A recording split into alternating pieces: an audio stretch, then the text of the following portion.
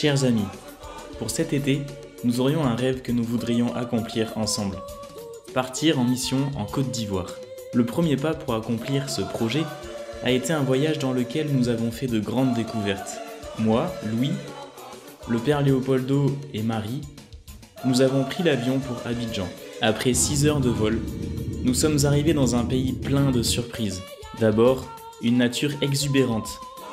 D'un autre côté, des grands contrastes sociaux que l'on peut repérer dès la sortie de l'aéroport. Nous avons ensuite été accueillis dans le centre du Regnum Christi à Abidjan. En premier lieu, nous voulions connaître en profondeur la culture ivoirienne. Nous avons donc dédié les premiers jours à découvrir Abidjan, une ville de 6 millions d'habitants dans laquelle nous pouvons facilement voir la précarité sociale.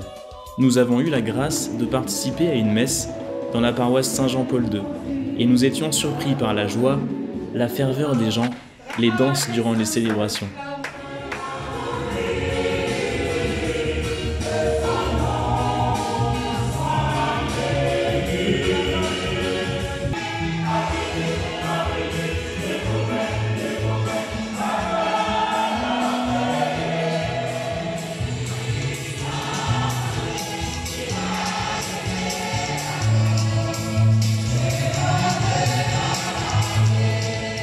Nous avons même été invités à un mariage traditionnel.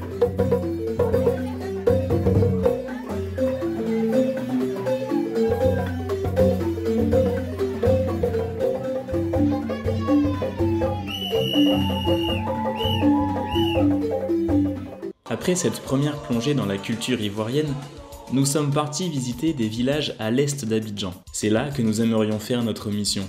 Nous étions invités dans cette région par Monseigneur Akwadan, un prélat qui est très écouté et très respecté.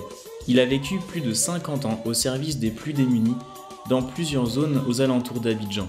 C'est lui qui a fondé la plupart des paroisses de la région que nous visitions. C'était touchant de constater la pauvreté, la surpopulation et la précarité dans les moyens de transport et aussi dans les commerces informels de rue, unique moyen pour une grande partie de la population de gagner sa vie. D'ailleurs, 45% des Ivoiriens sont en situation de pauvreté extrême, en vivant avec moins d'1 euro par jour. Pour vous donner une idée, le SMIC là-bas est de moins de 100 euros par mois, donc plus de 12 fois moins qu'en France. Cette région que nous visitions borde la lagune d'Abidjan. On y trouve principalement les Ébriers, qui est une des 160 ethnies présentes dans le pays. Après avoir traversé la lagune en bateau, nous sommes arrivés au village d'Odouin.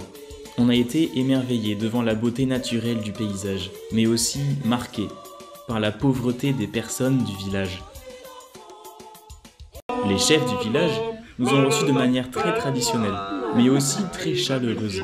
Nous étions impressionnés de voir l'humilité avec laquelle ils nous servaient.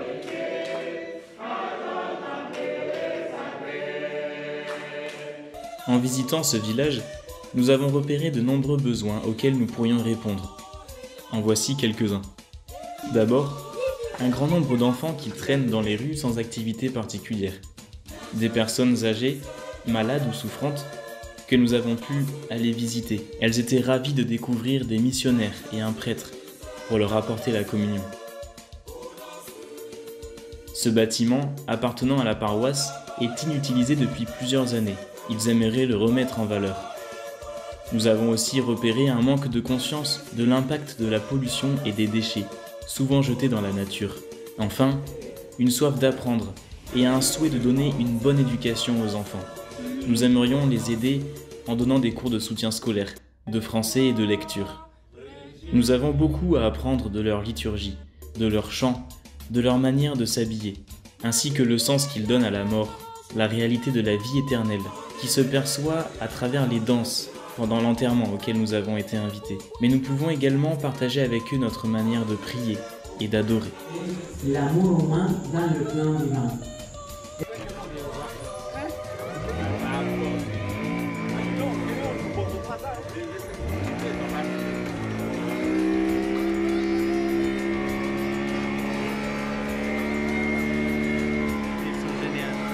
Alors, comment vous pouvez nous aider concrètement ? On aimerait vous proposer 2 manières de faire partie de ce projet de mission. La première, c'est de venir avec nous du 1er au 18 juillet 2022. Nous visiterons quelques jours Abidjan et les principaux sanctuaires. Puis nous passerons 12 jours au service de la communauté d'Audouin. Une deuxième manière de participer est de nous soutenir économiquement.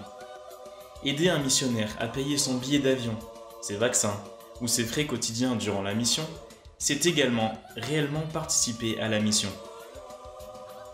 Après notre expérience de repérage, nous sommes sûrs de l'utilité de cette mission dans laquelle nous pourrons bien sûr développer des projets humanitaires comme la réhabilitation de l'ancien presbytère, sensibiliser par rapport aux déchets ou encore donner du soutien scolaire, mais aussi, et peut-être surtout, partager notre foi et aller simplement au contact des personnes. Nous serions vraiment heureux d'avoir un grand nombre de personnes unies et impliquées dans ce projet, pour aider ce pays et ces personnes tellement touchées par la souffrance et en même temps tellement ouverts à recevoir la foi.